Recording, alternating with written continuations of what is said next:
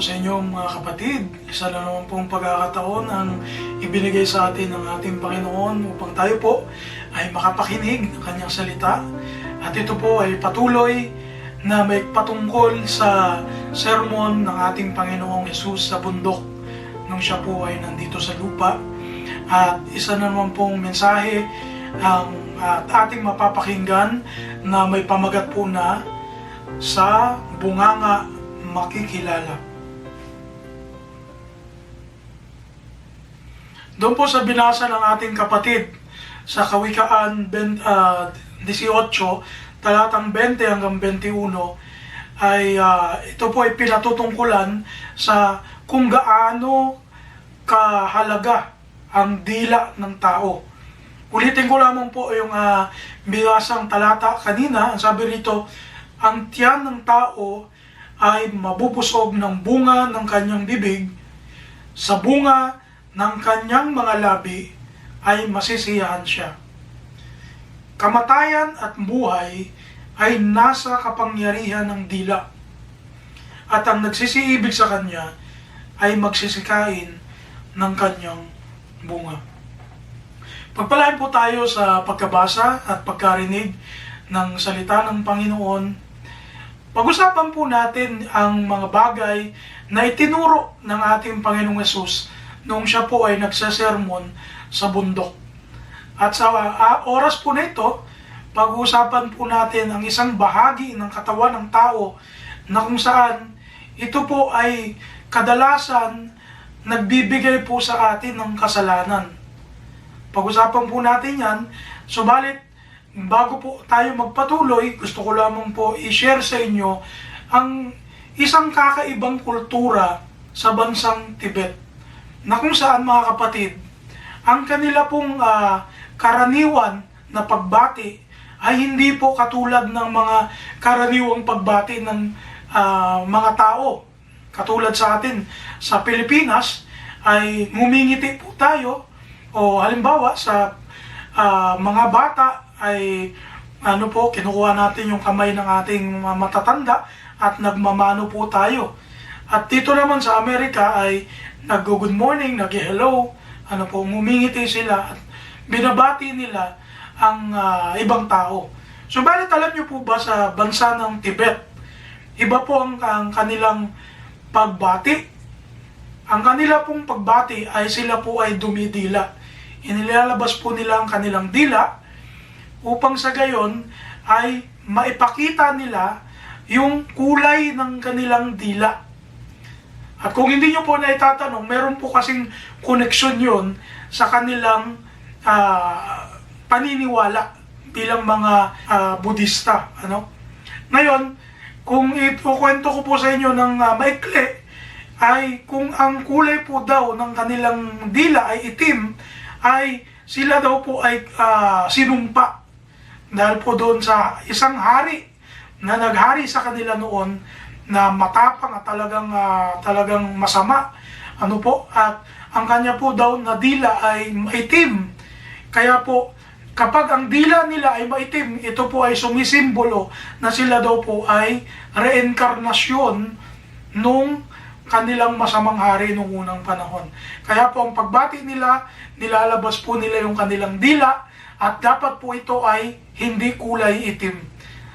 Kaya nakakatuwa na isipin na may mga ganitong mga unique na mga kultura na talaga namang makikita natin na kakaiba po sa ibang mga kultura, lalong higit sa ating mga Pilipino. Ngayon, pag-uusapan po natin yung about sa dila at sa bibig. Kaya ako po nabanggit yung example na yon. At talaga naman pong interesting sa atin, yung ganyong kultura po, mga kapatid. Mga kapatid, sa oras na ito, pag-uusapan po natin ang 4 na panganib na ginagawa ng dila at bunganga ng tao. At ito po ay hihahango natin doon po sa sermon ni Kristo sa bundok, sa Matthew mula chapter 5 hanggang chapter 7. Ayan. So, makikita po natin dito, sa dami ng mga itinuro ni Kristo sa mga talatang ito, ay meron pong mahalagang Apat na patungkol po sa dila at sa bibig, yung mga bagay na sinasabi ng tao na nagbibigay kapanganiban sa ating mga sarili. Ano? Number 1, sabi ko po rito, unang panganib ng dila at ng bibig ay nagsasalita ng pang-iinsulto sa kapwa. Matthew chapter 5, 21 hanggang 22, ang sabi rito ng ating Panginoon, narinig ninyo na sinabi sa mga tao sa una, huwag kang papatay. At ang sino mang pumatay ay mapapas sa panganib sa kahatulan. Datapwat, sinasabi ko sa inyo na ang bawat mapuot sa kanyang kapatid ay mapapasa panganib sa kahatulan. At ang sino mang magsabi sa kanyang kapatid, Raka, ay mapapasa panganib sa Sanhedrin. At ang sino mang magsabi, ulul ka, ay mapapasa panganib sa impyerno ng apoy. Kung mapapansin natin dito mga kapatid, ay inamyendaan ng ating Panginoon. Katulad nga po nung sinabi ko nung nakarang linggo, inamyendaan ng Panginoon, minodify ng Panginoon yung batas mula sa batas ni Moises at sa kanyang sermon doon sa bundok. Sabi niya, noon, ang sabi sa inyo, huwag kang papatay. Pero, ang sinasabi ko sa inyo, ang sinasabi ni Kristo, ayan, nakikita po natin yung authority niya, bilang nagsasalita ng mga batas. At ito pong mga batas na ito, na sinasabi niya, under ng kanyang kapamahalaan, ito po yung narinig niya sa kanyang ama. Ano po? Ang sabi niya, ang bawat mapuot sa kanyang kapatid ay mapapasa panganib sa kahatulan.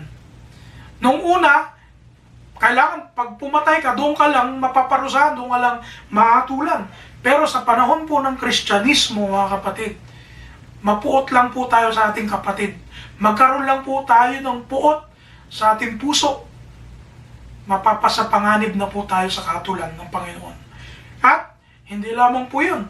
Ang sabi ng Panginoon, may dalawa pong words na ginamit ng Panginoon na kung ito daw po ay lumalabas sa ating bibig, ay mapapasa panganib po tayo sa kahatulan ng Diyos. Yung una, yung tinukoy niya po yung raka. Ano po ba itong raka na ito? Sa Greek at sa Aramaiko na salita po, ang raka, ang ibig pong sabihin ay, sa English ay, empty-headed. O sa Tagalog ay walang utak. Or, ang sabi po rito, good for nothing. Or walang kwenta.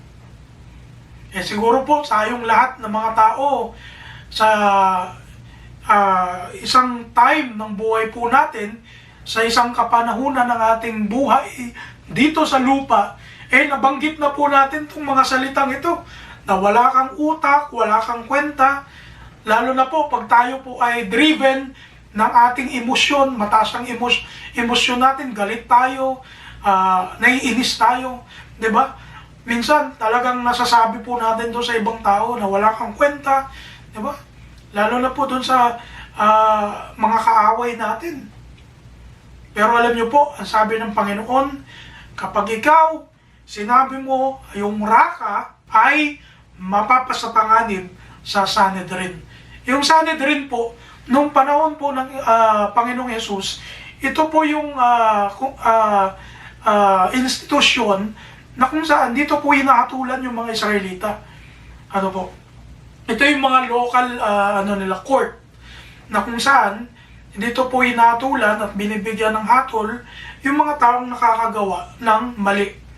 Kaya, ang sabi niya po, kung ikaw magsabi ka ng raka, mapapasa panganib ka sa Sanhedrin. Isipin niyo po yan. Kaya, nung panahon po ng Israelita, nung sinasabi niya po ito, nakaka-relate yung mga Israelitang nakikinig sa kanya, yung mga Hudyo, kung gaano kabigat yung parusa. At ang sabi rito, sa kasunod, at ang sino mang magsabi, ulul ka, ay mapapasa panganib sa impyerno ng apoy. Matindi po ito. Sa English, ang sinabi po rito, fool or foolish. Sa Greek word, ang sabi po rito, moros. Galing po to sa Greek word na moros, na kung saan, dito rin po galing yung salitang moron na ginagamit natin sa English.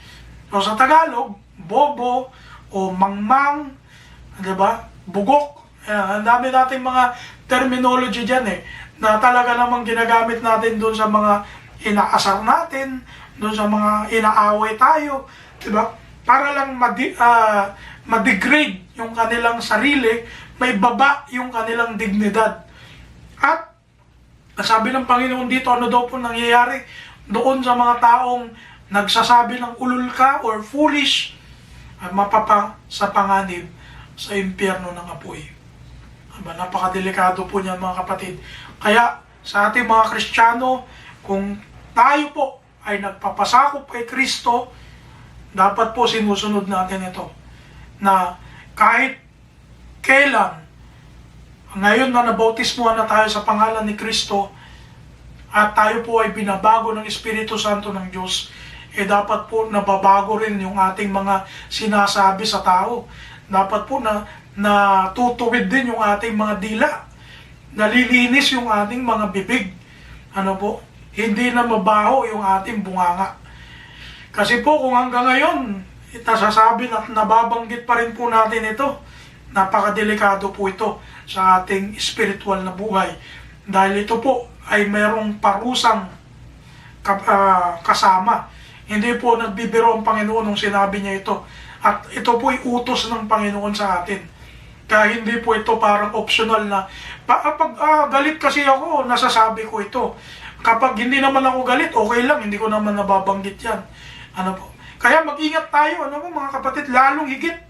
Kapag tayo po emosyonal, kapag tayo po galit, mag-ingat po tayo sa mga sinasabi po natin. Kasi dyan po tayo tinutokso ni Satanas. Dyan po tayo mayayariin ni Satanas, mga kapatid. Sabi ko po rito, Jesus equates insults with murder. The words raka and fool are not simply bad words, but they can damage or destroy others' life. Tingnan niyo po mga kapatid. Hindi lang po ito bad words. Kasi kala natin, pag nagsasalita tayo ng ganun, parang mga simpleng mura, simpleng mga bad words. Pero hindi po, ito po ay inihalin tulad ng Panginoon sa pagpatay. Sa pagpatay ng tao. Kaya kung paano yung pumapatay ng tao ay napapasapanganib sa kahatulan, ganun din po yung mga nagsasalita ng mga katulad ng ganitong mga masasamang salita. Matthew chapter 12 verse 36 hanggang 37, ang sabi rito ng Panginoon, at sinasabi ko sa inyo na ang bawat salitang walang kabuluhang sabihin ng mga tao ay ipagsusulit nila sa araw ng paghuhukom. Sapagkat sa iyong mga salita, ikaw ay magiging banal, at sa iyong mga salita ay hahatulan ka. Tingnan niyo po yan. Kaya mga kapatid, hindi lamang po tayo sa gawa hahatulan ng Diyos, kundi bagkus sa ating mga salita din. Kaya mag-ingat po tayo, lahat, sabi rito, lahat, bawat salitang walang kabuluhan, sabihin ng mga tao ay ipagsusulit natin sa araw ng paghuhukom. Kaya mag-ingat po tayo sa ating mga pananalita. Mag-ingat po tayo. Tayo pong mga binago na ng Panginoon at patuloy na binabago ng Diyos. Number 2 mga kapatid, pangalawang panganib na ginagawa ng dila at ng bibig ng tao. Nagsasalita ng may panunumpa.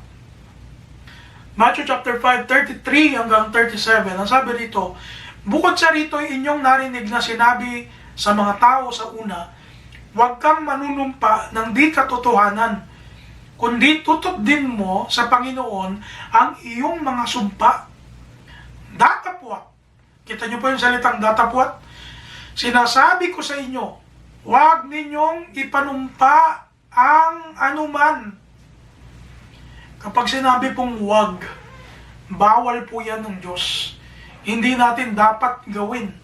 Kapag sinabi, huwag kang iinom ng lason, huwag kang iinom dahil mamamatay ka.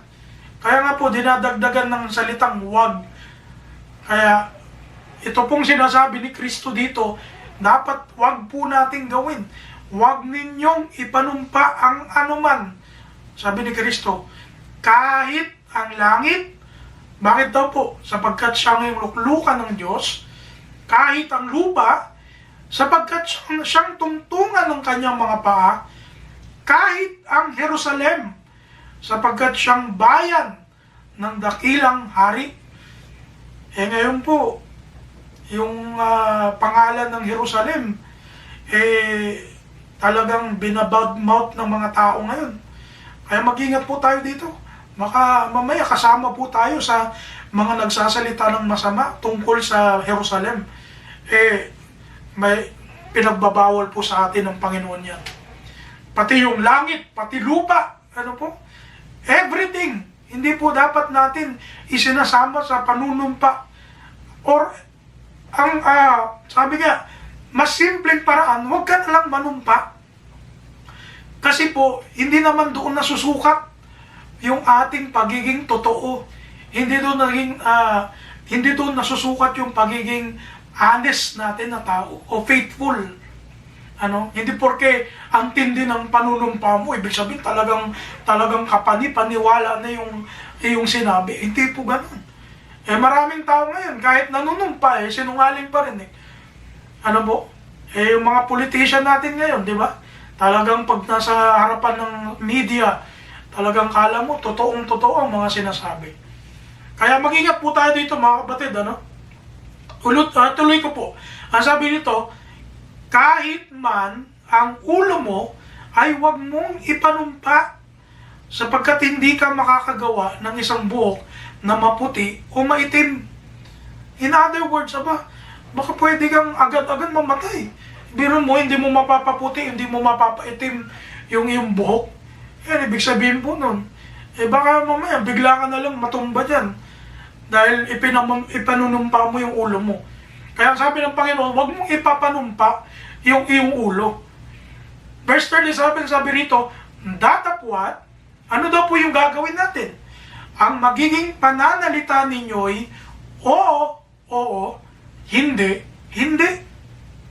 Sapagkat, ang humigit pa rito ay buhat sa masama. Kaya po yung mga taon nagsasabi, maybe, baka ano po yan?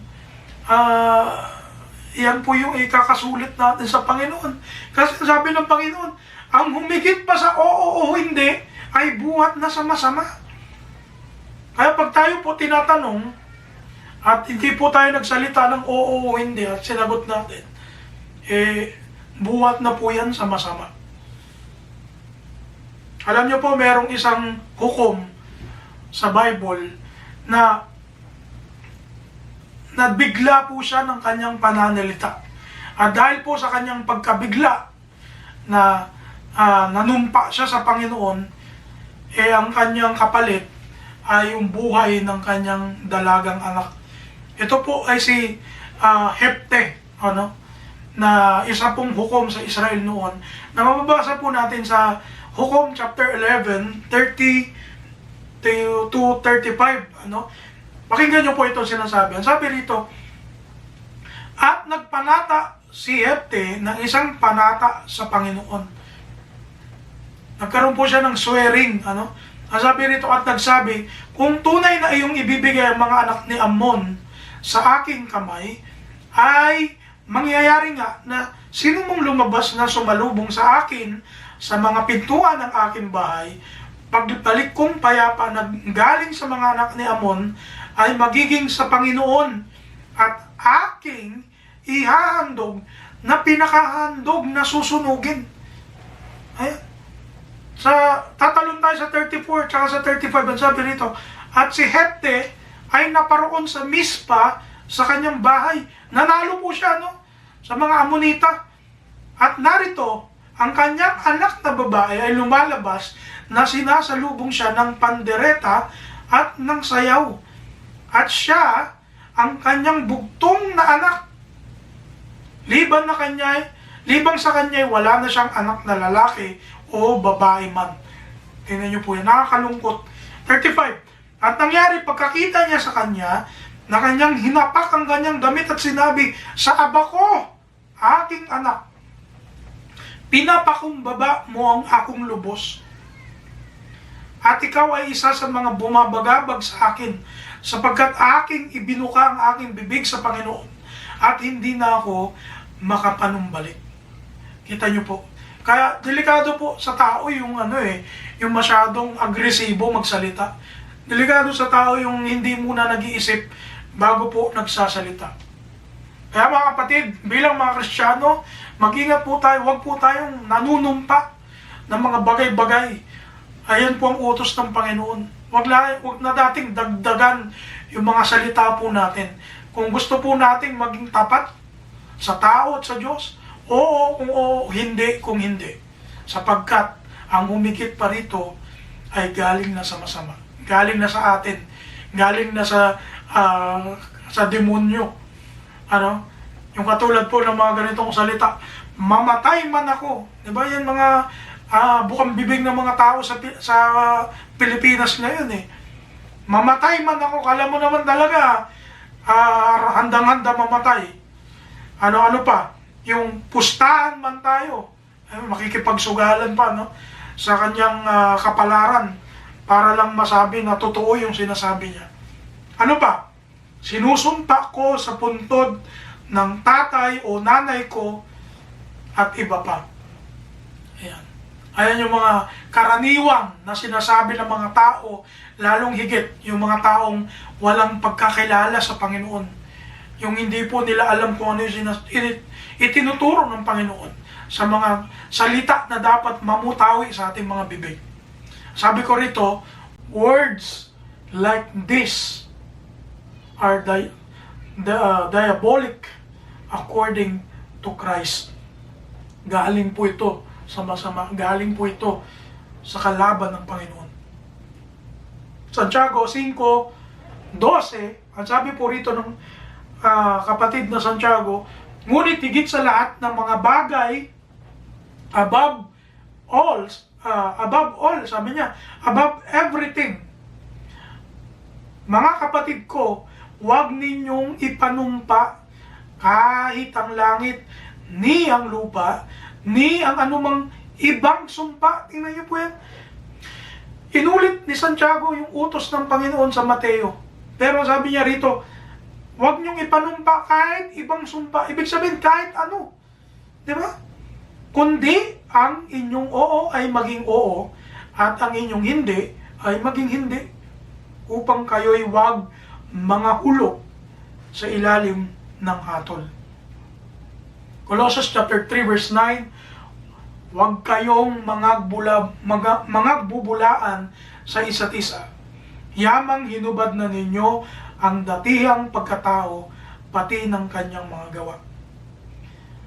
Alam niyo po kasi mga kapatid, according sa psychology, ang tao po may tendency na manumpa o magsabi ng mga panunumpa niya dahil po sa tinatawag po na coping, yung gusto nilang ipakita sa ibang tao na talagang seryoso silang nagsasabi ng totoo, na talagang binibigyan din nila yung sinasabi nila. Kaya po, binagamitan nila ng kung ano-anong mga panunumpa na, mamatay man ako ngayon. Talagang totoo yung sinasabi ko. Ayan. Ginagawa daw po yan ng mga tao para maipakita nila sa kanilang kausap na sila po ay sincere at sila po ay totoo. Pero mga kapatid, alam niyo po ba na pwede naman po tayo maging sincere, pwede naman po tayo maging tapat, pwede naman po tayo maging totoo nang hindi po nanunumpa, nang hindi po nagsasabi ng kung ano-ano. Kasi po, bilang mga Kristiyano, dapat po ay hindi na tayo nagsisinungaling. Iniiwasan na po natin magsinungaling at talagang kinamumuhian na natin magsinungaling. Dahil alam naman po natin kung sino yung ama ng kasinungalingan. Kaya sabi po ni Paul dito sa Colossus, huwag kayong mga bubulaan sa isa't isa. Huwag kayong magsisinungaling. Bakit? Ang sabi ni Paul, yamang hinubad na ninyo ang dati nyong pagkatao. Dati nating pagkatao yun, mga kapatid. Ngayon na binago na tayo ni Kristo at tayo po ay binautismuhan sa pangalan ng Ama at Anak at ng Espiritu Santo, dapat po wala na po sa atin yun. Hindi na po nakikita sa atin yun. Upang sa gayon, hindi po tayo magkakaroon ng justification na kailangan pa nating manumpa, kailangan pa natin magdagdag ng kung ano-ano para lang masabi natin na totoo tayo sa ating mga sinasabi. Kawikaan Gs 31 hanggang 32, ang sabi rito, ang bibig ng matuwid ay nagbibigay ng karunungan, ngunit ang magdarayang dila ay ihihiwalay. Nalalaman ng mga labi ng matuwid ang nakalulugod, ngunit ang bibig ng masama ay nagsasalita ng karayaan. Napansin nyo dito, sabi rito, yung magdarayang dila ihihiwalay. Tama po yan. Alam niyo po, pag tayo laging magdaraya ang ating mga sinasabi, inihiwalay yan ng Panginoon sa iglesia niya. Tinatanggal yan ng Panginoon sa iglesia niya. Number 3, is pangatlong panganib na ginagawa ng dila at ng bibig ay walang saysay na pananalangin. Matthew chapter 6 verse 7, ang sabi rito, at sa pananalangin ninyo ay huwag ninyong gamitin ang walang kabuluhang paulit-ulit na gaya ng ginagawa ng mga hintil, sapagkat iniisip nilang dahil sa kanilang maraming kasasalita ay didinggin sila. Huwag nga kayong magsigaya sa kanila, sapagkat talastas ng inyong Ama ang mga bagay na inyong kinakailangan bago ninyo hingin sa Kanya. Ito po, marami pong guilty. Huwag nating sabihin na yung mga Katoliko lamang po yung umuulit-ulit ng mga pananalangin nila. Minsan tayo rin po Diba? Parang memorize na lang po natin yung prayer natin na parang hindi taos sa puso natin. Kung tayo po mananalangin sa Diyos, dapat po kung ano yung sinasabi ng puso natin, kung ano yung totoong sinasabi ng ating niluloob, yun po yung ating sabihin. Hindi para magpakitang tao o para ma-please natin yung nakikinig na tao sa atin, kundi para makita ng Panginoon kung ano talaga yung gusto nating sabihin. Dahil mahalaga po sa Diyos yung mga salita na galing sa ating bibig na lumalabas sa pananalangin. Mga kapatid, kaya po, sa panahon po natin ngayon, mga kapatid, ang isa po sa indikasyon na pwede nating gawing pagkakakilanlan para masabi nating tunay o hindi tunay ang isang iglesia sa pamamagitan po ng pananalangin. Alam niyo po ba yun? Bakit ko po nasabi? Kasi po, inutusan tayo ni Kristo kung paano manalangin. At yun nga po yung binasa natin kanina. Sabi niya, huwag tayong mananalangin na gagamit tayo ng walang kabuluhang paulit-ulit. Kaya po ang isang iglesia na may mananalangin paulit-ulit, hindi po yun kay Kristo. Hindi po yun sumusunod sa Panginoon.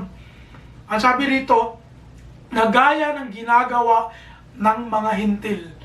Alam niyo po kung pag-aaralan po natin yung ibang mga reliyon, katulad po ng Muslim, ng mga Hudyo, yung mga Judaism po, at yung iba-iba pang mga relihiyon sa mundo, meron po silang mga panalangin na inuulit-ulit. Kahit po ang ibang mga hindi naniniwala sa Diyos, yung mga Budista, diba, mga Hinduism, talagang meron po silang mga memorized prayer. Na ito po yung sinasabi rito ni Christ, na gaya ng ginagawa ng mga hintil. Sabi rito, sapagkat iniisip nilang dahil sa kanilang maraming kasasalita, ay didinggin sila. Ang Diyos naman hindi naman po bingi, hindi naman bulag. para hindi po siya makarinig at makakita ng mga kailangan natin sa buhay. Sa katunayan, sabi nga ni Christ, sapagkat talastas na ng inyong Ama, bago nyo pahingin yung mga bagay na yun. Tapos uulit-ulitin po natin. Mga kapatid, mag-ingat po tayo dito.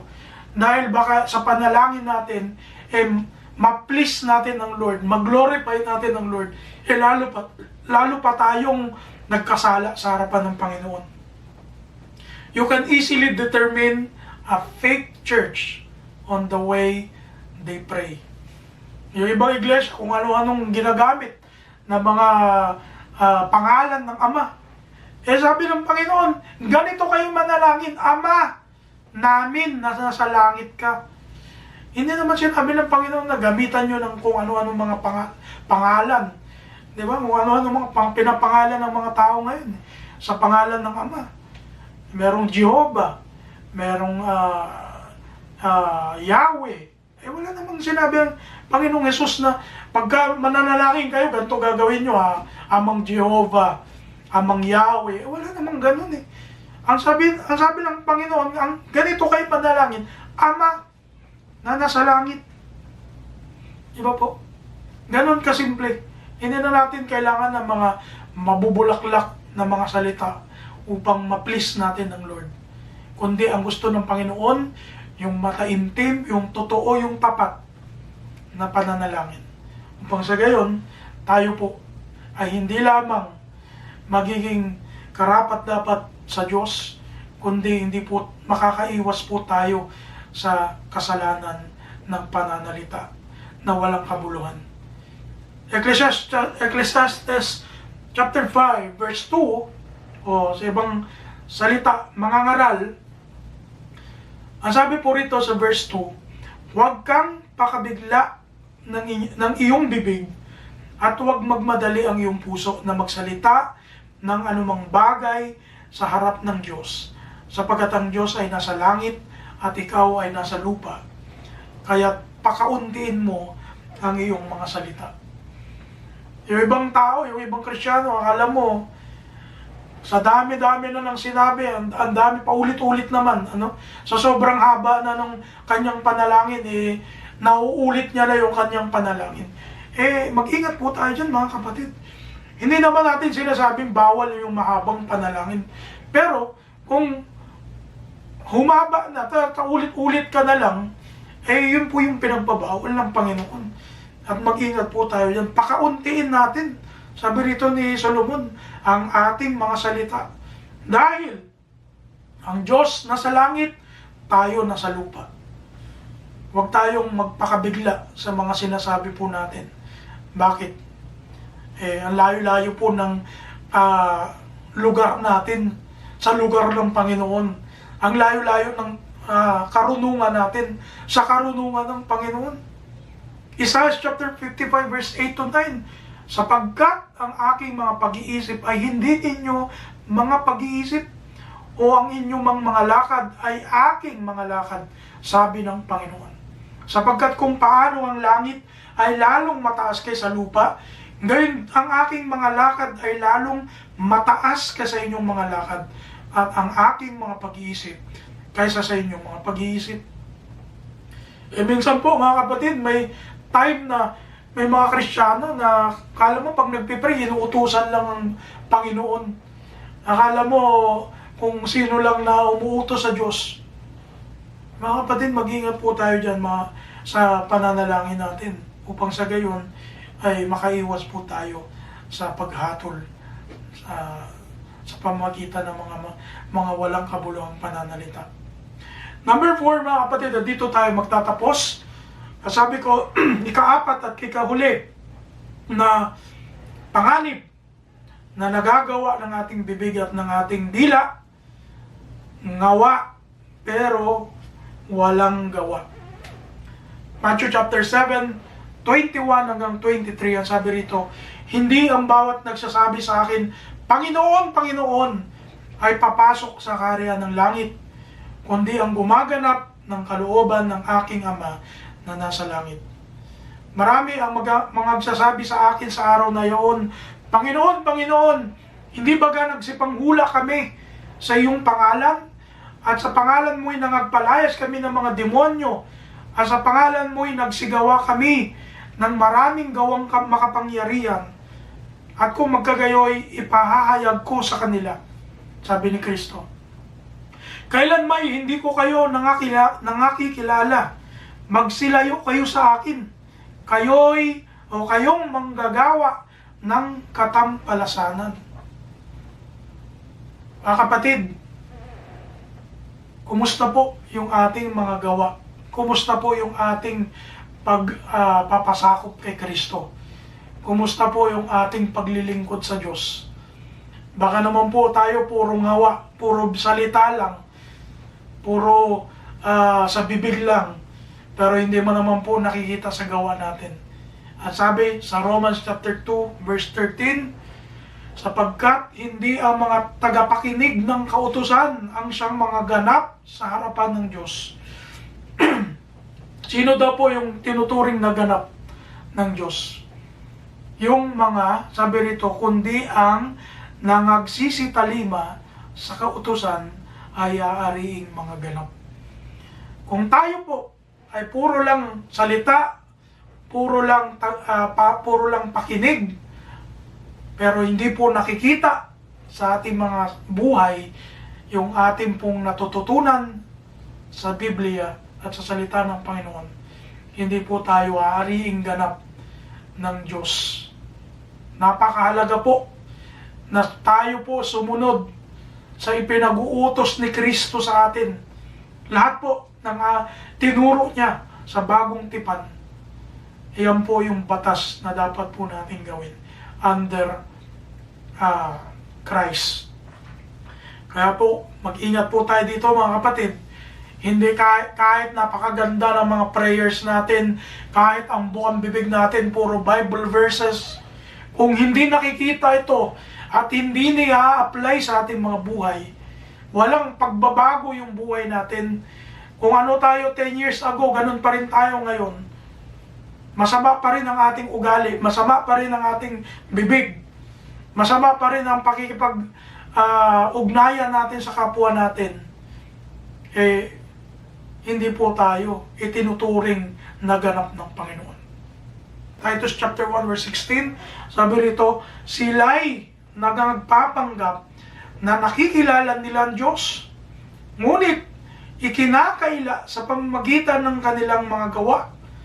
Palibasay mga malulupit, mga masuwayin, at mga itinakwil sa bawat gawang mabuti. Nakita nyo po?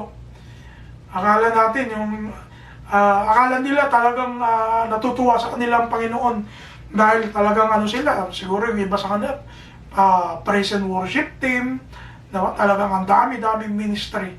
Pero yung personal nilang buhay, hindi po nila nakikita na hindi naman talaga sila nakakasunod sa sinasabi ng Panginoon.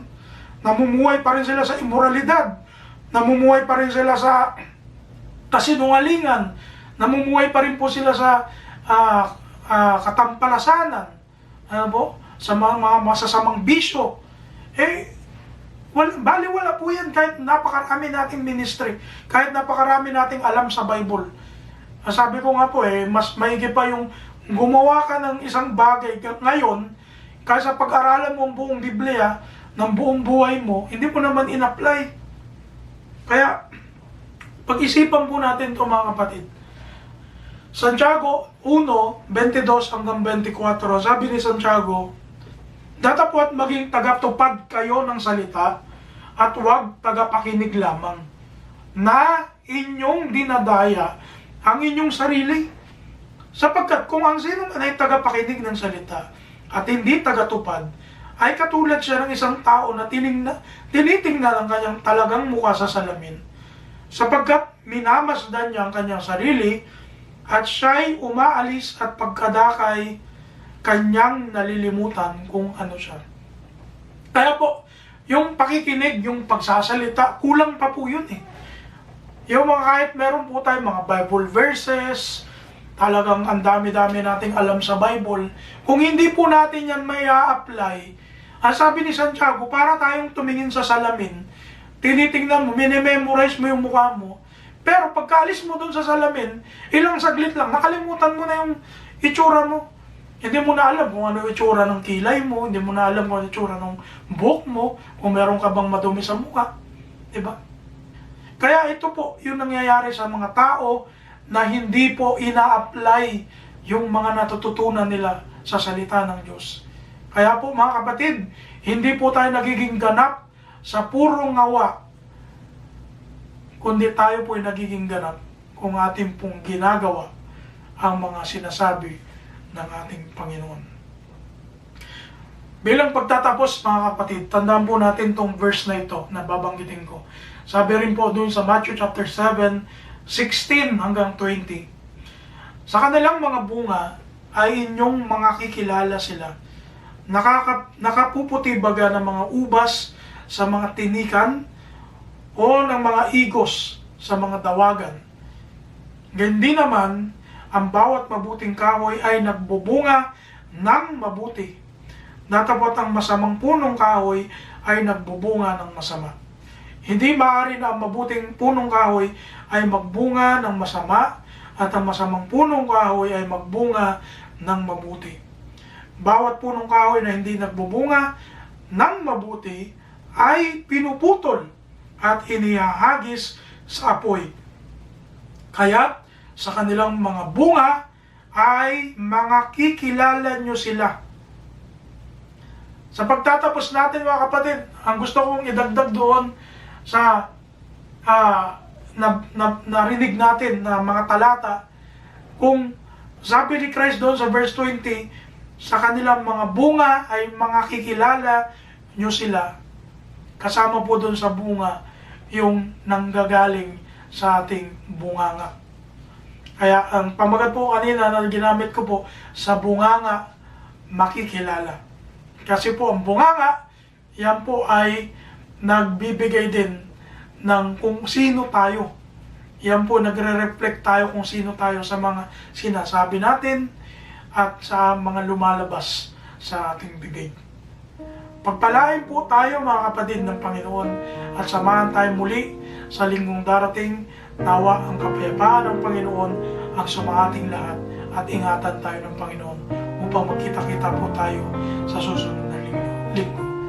God bless po sa inyong lahat mga kapatid at nawa ang Panginoon ang patuloy nating sambahin at patuloy nating itaas sa ating mga buhay. God bless po sa inyo.